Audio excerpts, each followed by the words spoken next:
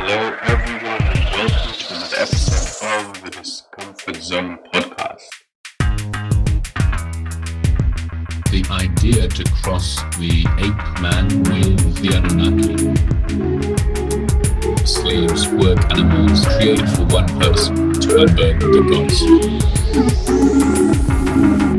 Hello, everyone, and welcome to another episode of the Discomfort-Zone podcast.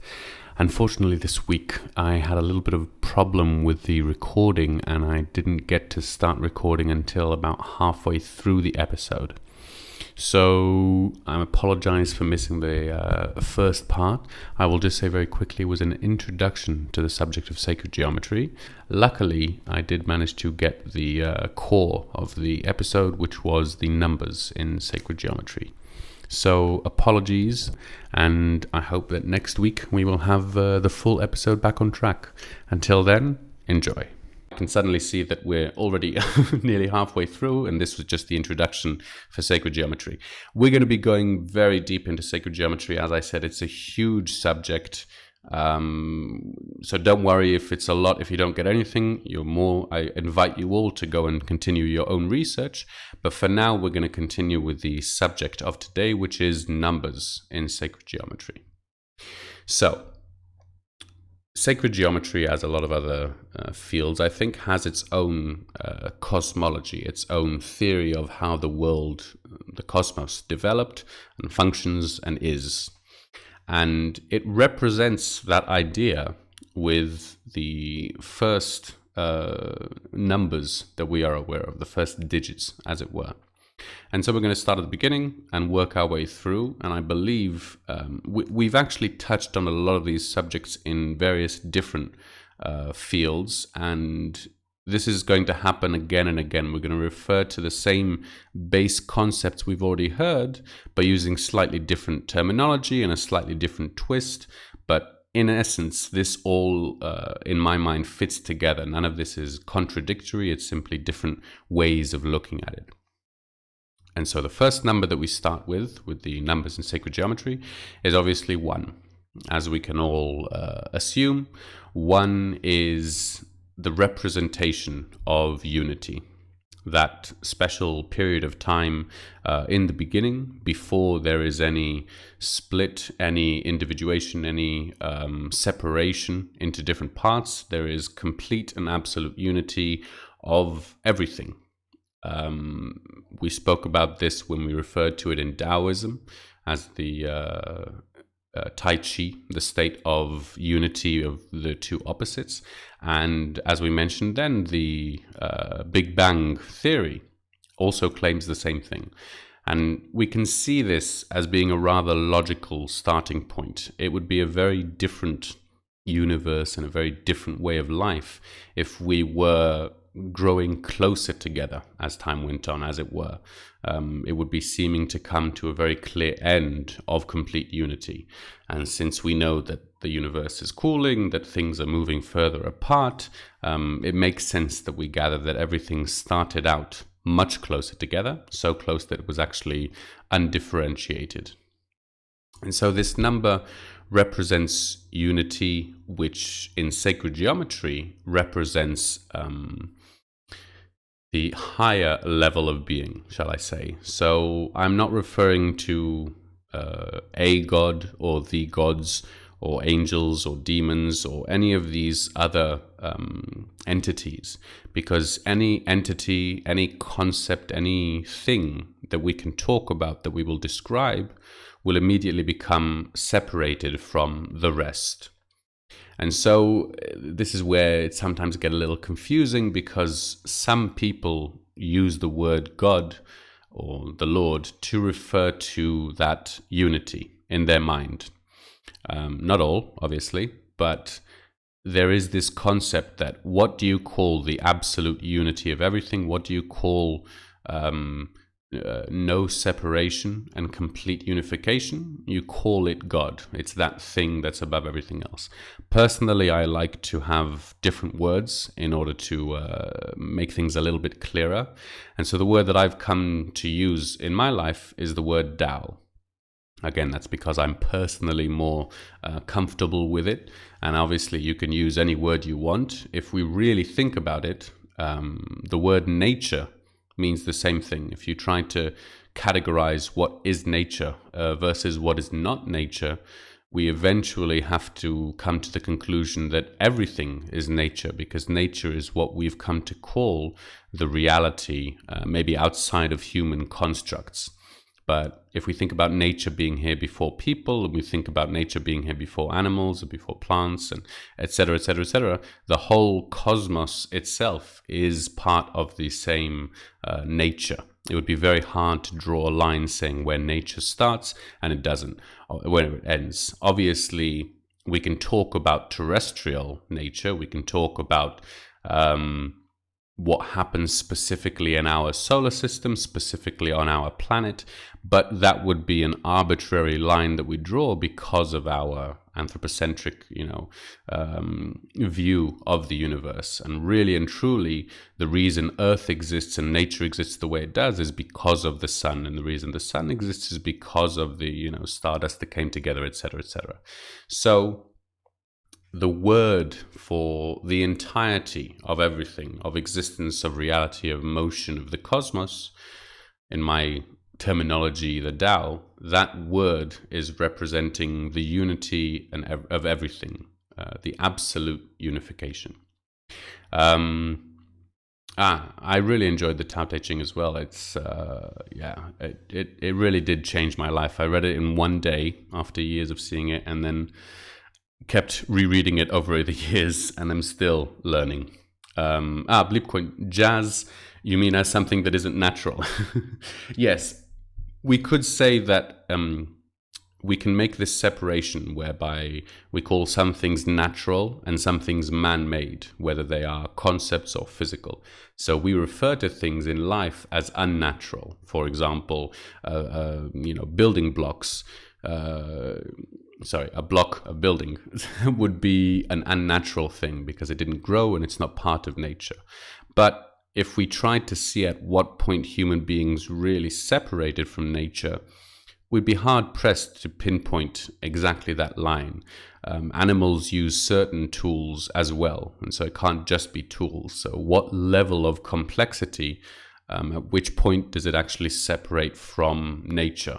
And I think the only answer we can honestly say is that we are still part of the natural process. And in the same way that beavers cut down trees and build dams, and all animals, well, nearly all, build a shelter of some kind, human beings do the same, only with a much more advanced brain and with much more capabilities. But we'd be hard pressed to say that human beings themselves are not natural. And if human beings are natural, then we could claim that anything they do is a natural product.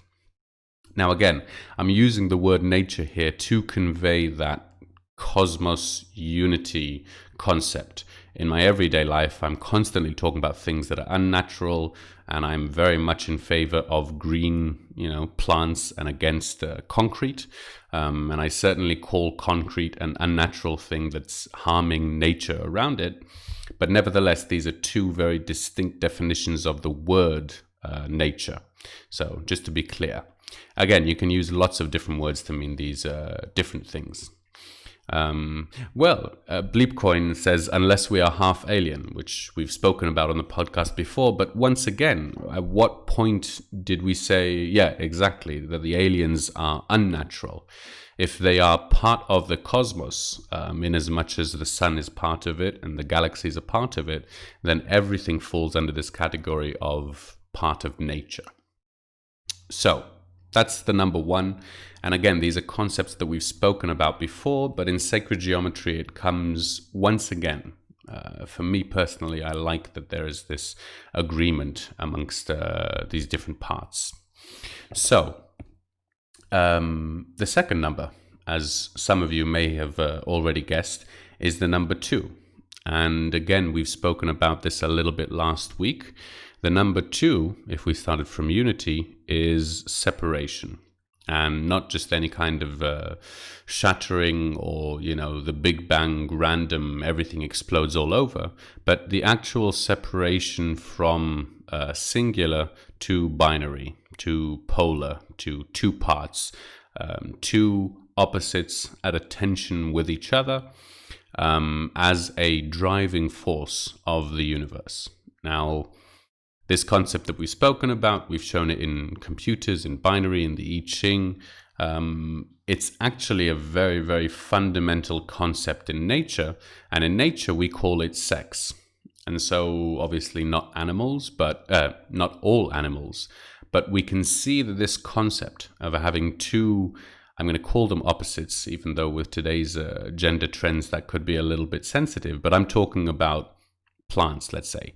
We have a male plant, we have a female plant, and those two can interact in a very unique way. But that unique way is only possible because of that tension of opposing parts, opposing not in the sense of fighting each other, but in the sense of being very different from each other. So when we get into this concept of separation, I think in general we have a certain tendency to see separation as a negative thing, unity as some kind of goal, and that in a way we would rather that everyone was together rather than everyone was separate. But although I agree with that in a certain sense, I do want to point out that when we talk about this concept, the second stage of development, as it were, in the sacred geometry's cosmos, the separation is not a bad thing. And this is something that Reuven Melchizedek talks about quite a lot, and we'll talk about more later. But I do want to take a few minutes to reiterate his idea, which is that although separation can lead to conflict, certainly when we see in human affairs, the actual act of separation is part of the act of creation. And so in order for there to be any kind of creation or, working together or any kind of motion, you need that separation. And the reason for that is what we call reference, as it were. Everything is related to everything else. Everything is in a relationship with its environment. And this relationship is only possible thanks to that separation. So this is another very big concept that I'll try and condense into a few minutes. But we see this very much with yin and yang, the concepts that we spoke about last week. Yin and yang are that they're concepts. So obviously we have things that we can say this is yin and this is yang, but that will always be determined by the relationship. So let's say if we have, let's say water. Is water yin or is water yang? Well, generally speaking, water is considered more yin, more receptive, more calm, less activity. But if we're talking about rapids in a river or, water in motion, then suddenly that same water can become yang. And indeed, not only in changing the form of the water, but even if we take, 3 different glasses of different sizes, and we could say which is bigger. So the second one would be bigger than the first, but the third one would be bigger than the second. So that middle cup can either be the bigger one or the smaller one in relation to the other glasses. And this is true of many different things that we can see. The categorization of the two poles, the two opposites that are at tension, will always be derived from the relationship they are in with each other. So what do I mean by that? That was a little bit complex. When we think about this separation, I don't want us to think about something that was whole, that's now broken and needs to be fixed.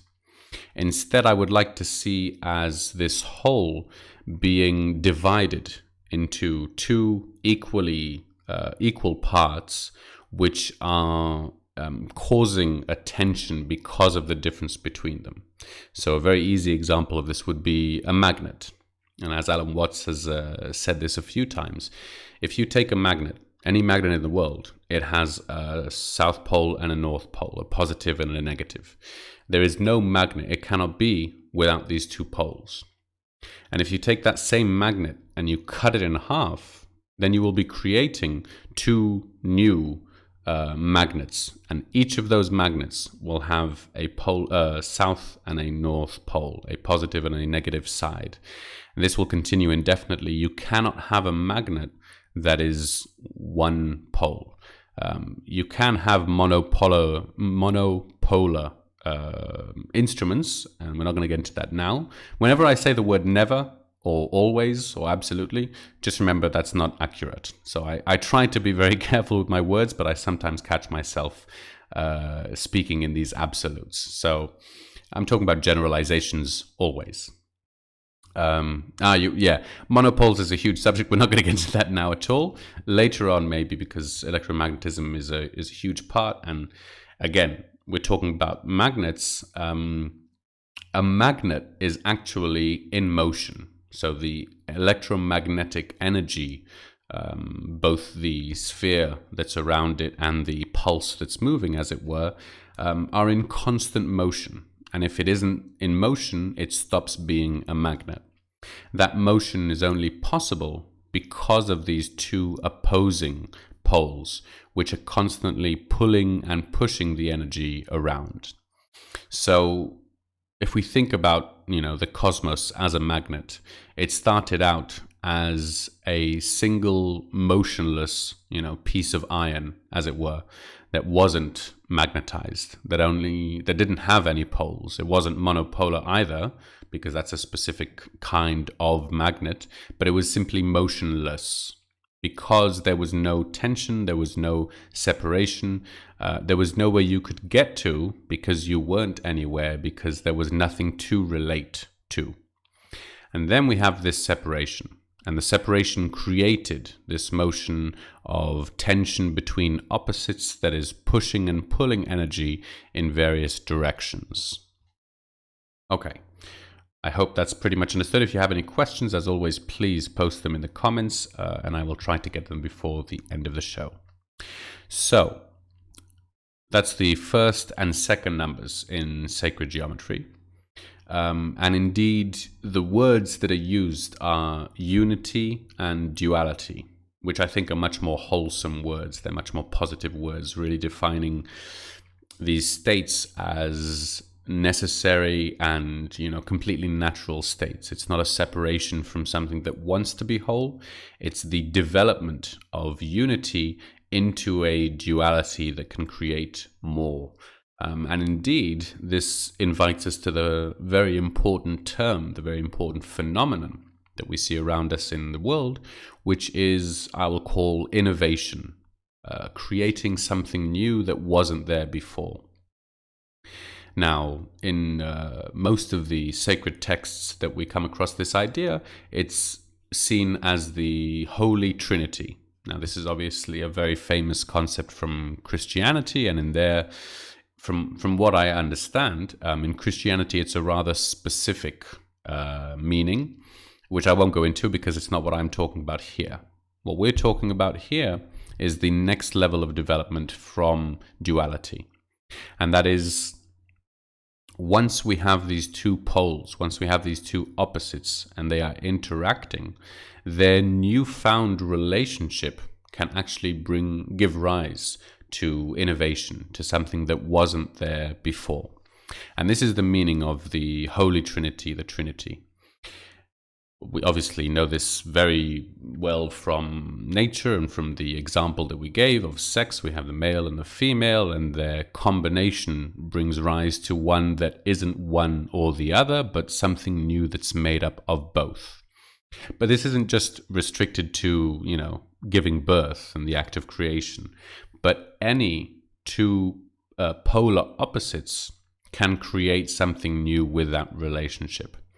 And so the logical conclusion, what I want to sort of point to here, is that when we talk about the Trinity, the three, that doesn't necessarily mean creating another pole, in the same way that we had with duality, two opposite poles. It's not that now it's a Mexican standoff with three instead of two. It's that there is a new phenomenon that could only have been born from the separation into two and the relationship between them. So if we think about, for example, in reality, we can say that we have the positive and the negative poles of a magnet, but it's that energy that's created from those two poles which is the result, the trinity, the third part, the next development. So first we have this separation into two, and the relationship that's built, that comes into being from that, is the actual product of innovation that we're talking about. Now, that relationship, that new product, can be something physical, as it is in nature, in sex, in creating new life. It can be conceptual. So a very crude example, but just to understand how wide this concept can be, when two people come into a conversation, let's say, if they are absolutely 100% exactly the same, then the conversation won't lead to anything new. Obviously, this isn't possible, but as soon as there are two people who are different in any way at all, their meeting, their relationship, their discussion can lead to just new ideas in their head, just new concepts that they hadn't thought of. And that will, or that can lead to a change in their being itself. And so even in this very, very abstract form of the two opposites being simply two people and the relationship being a conversation, that in itself is a trinity, is a third part that's born out of a relationship that can only exist between two different, separate entities, parts, etc. So, okay, let me see what time it is. Oh my gosh, wow, that went very, very quickly. I feel like we've only just started.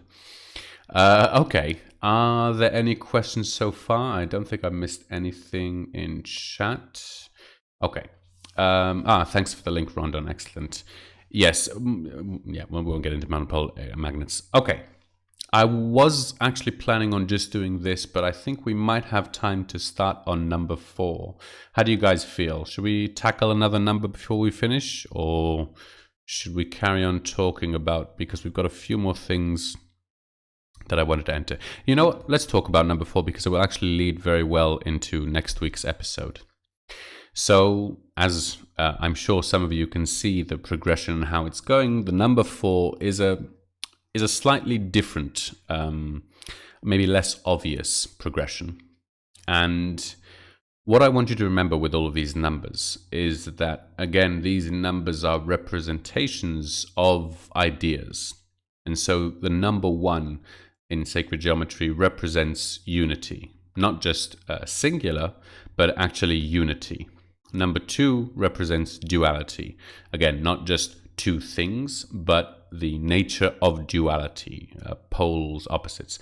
Number 3 represents this innovation, creativity, the new thing that can come about from the interaction of two opposing opposites.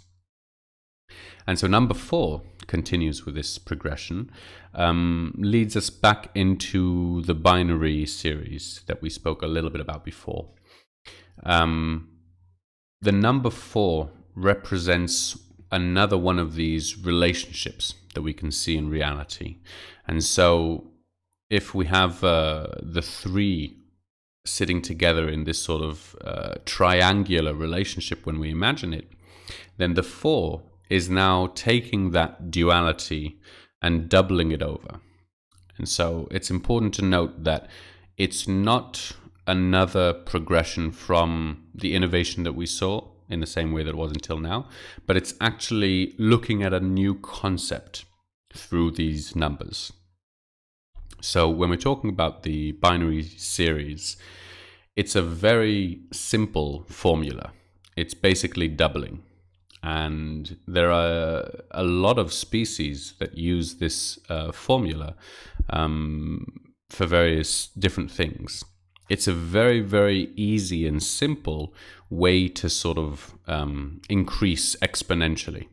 And so if all you do is double, very, very quickly you get to very, very big numbers without having to do anything more than that. I hope that's understood. But what this means for us when it comes to 4 is that this is now representing 4 separate elements. And in order to understand these elements and what their significance are, I'm going to actually use a metaphor, which is the metaphor of a wave. Now, the term wave can mean a lot of different things, but I'm specifically going to be talking about the sine wave, which we all, I think, have seen, remember from school. It starts at the baseline of 0 and it goes up until the first peak. And then from that peak, the highest point, it goes down to, again, the center point where it started and continues downwards from there until it rises up again to that same initial point. I hope that was clear. And in those points, we see the 4 elements. The beginning, the starting point being in equilibrium between the 2 poles. That's the first point. The second point is the first peak. The third point, the third element, is the equilibrium in between, going from the peak to the low point, and then continuing to the third point, the fourth point, which is the last point, the low point, and from there climbing back up to the first element. I really should have a picture for this to more easily explain, but I hope that's simple enough. You guys understand what I'm talking about? You all know a sine wave. A very clear example of this, let's maybe use something a little more real world, is the seasons, the path that the sun travels in the sky throughout a year.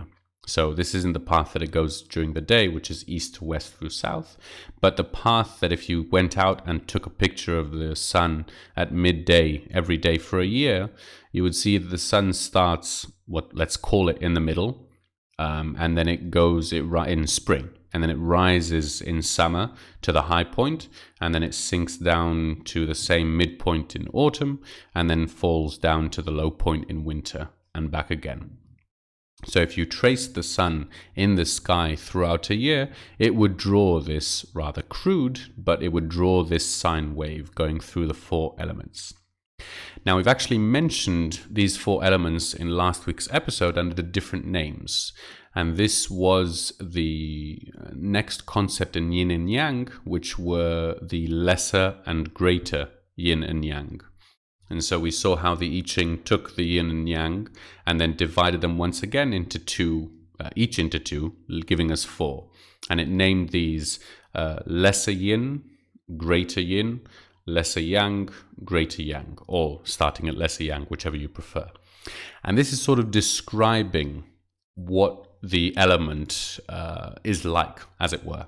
And so we can think about it as 4 points in something's life. Lifespan, as it were. You start out at the beginning where it's an explosion of growth, it's an explosion of just learning and becoming bigger and stronger, and that is the lesser yang, and it continues strongly and more growing until it reaches the peak, and that's the greater yang.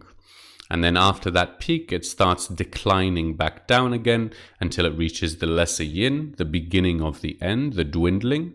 And it continues downward until it reaches the final resolution, which is the greater yin, the end of that. And then that cycle can continue again, depending on the specific situation we're talking about. So I just want to make sure that we're all clear about this. When I mention this sine waves, the 4 elements, the 4 points on it, this is a sort of model that we can place on many different examples. The sun traveling through the sky, a being's lifespan, anything basically that comes into existence, that grows and dies, you can describe it using those 4 points. So again, it's not that these 4 points explain and describe exactly every process that happens, but that we can look at any process from start to finish and point to these 4 points and say, here is the beginning, here is the peak, here is the low point. We can use it to write a script or to, plan a hike or whatever it is, we can use this model. So let's see. Okay, we're getting close to the end here, and I don't want to be mid-sentence. So I'm actually going to tie this into next week's episode. Now, originally this week, I was actually going to go and talk a little bit about the chakra system and the biology behind it. But that's going to have to wait because, as some of you may know, the chakra system is made up of 7 chakras, or 13, depending on which system you talk about. But we've only reached number 4. And so one of the big concepts that falls under the number 4 in sacred geometry is the theory of the 4 elements, which I've alluded to with the name we used before as well. And so that's going to be the main subject for next week. We'll see how far we get. Again, it's a little bit tough to decide. I think I'm going to have this problem again and again. We're talking about vast subjects. Each one of these, just the concept of unity, studying the Big Bang or thinking about the origin of reality or all of these things is enough to fill an entire podcast, let alone just one show. And here we're sort of plowing through these tremendously deep, rich subjects, and I hope I'm doing them enough justice as we go. But the way I can sleep at night easily is knowing that as we progress through this series, we're going to be touching on these subjects again and again, and we're going to go deeper and deeper into it. So the reason I want to say that is that if you are listening out there and you feel that this is, all going above your head, you have no idea what we're talking about, you just kind of get these little glimpses, don't worry. I hope that by the end, this will all make a lot more sense. But I think that it's nice to sort of get a very general understanding before we start. Getting these concepts, even if you don't know exactly how electromagnetism works or you haven't really thought about it before, we're going to start touching on these subjects. And as time goes on, we're going to understand them more and more. So I hope that's okay. I hope you enjoy listening to me rambling on about these subjects, because I have to tell you that I really do enjoy talking about them. Not to be disrespectful to Sitchin in any way, but I definitely was waiting for this series, as I personally feel closer to the subject matter. And again, this is, in my mind, very interesting stuff. Thank you, Rondon. Sorry about that. I really do appreciate you all here. Wow, thank you so much. Tripod, I didn't see you joining. Thank you very much for joining us. Okay, so we've got 5 more minutes left. So I will once again implore, if anyone has anything bugging them on their mind that they would like to point out about a mistake I made, then please make sure you do so. If not, I have to say I am really quite out of touch with all of these new DJs who have joined MSP Waves. First of all, thank you so much both to the platform and MSP Waves and all of your work, and indeed to all of these new people who are coming. I'm ashamed to say I haven't learned all of your names or even managed to listen to all of the shows yet, but I do intend to do so. But I would like to take this moment at the end to any of you who are listening who are unaware, make sure you check out the MSP Waves website, mspwaves.com/schedule, if I'm not mistaken. And there you'll be able to see all of the wonderful shows that are out there. So if you don't enjoy listening to me, don't give up yet. There's a lot more going on, and I don't think I'm one to sort of judge the whole platform by. This is a... No, there are a few people who are talking about this spirituality, hippy-dippy nonsense stuff. But there's lots of great shows. That's what I'm trying to say. So make sure you check it out. You guys, sorry, I missed all these comments. Thank you so much for all of your engagement. And really, it is much appreciated. I know it's kind of difficult to judge because I'm sitting here in a room without anyone around. And when the comments stay very, very silent, it's very hard for me not to imagine everyone's just sort of slowly fallen asleep. And although that's a compliment in itself, the fact that you can fall asleep to my voice, but I would feel even better if I was entertaining you in some way. So thank you very, very much for your comments. It's really, really appreciated. And even more than that, thank you very, very much for joining me. Those who join me every week, it really means a huge deal to me. I have to say I was rather tired before this week's episode. It's been a very long day and even longer week. And I just couldn't imagine not finishing my day with this. It really does invigorate me. So thank you for giving me a platform and a place to voice my inner thoughts. And even more so, if you find them in the least entertaining, then what more could I possibly ask for? Okay, let's see. What have we got? Sorry. Thank you very much. I think I was a little bit out of the loop with that joke. Okay, I'll read it afterwards. I'm sorry, Rondon, I didn't check again. Do we have a show straight after this? I saw someone was one of the DJs. I'll have to see. Darisco, welcome. I don't think I see you in the chat, which is odd. I didn't know that was possible. But welcome nonetheless. Oh, thank you. Next, excellent. Post up. Oh, wonderful. If really, I highly recommend staying on for the show. Obviously, I understand some of you might be in places that it's a little late. Personally, here it's 12 o'clock now, but oh my gosh, I'm over the time. Okay, so that has been the end of the episode. Make sure you stay on for the next show. I've been Olev. I hope you enjoyed it, and I will see you all next week. Until then, have a great time.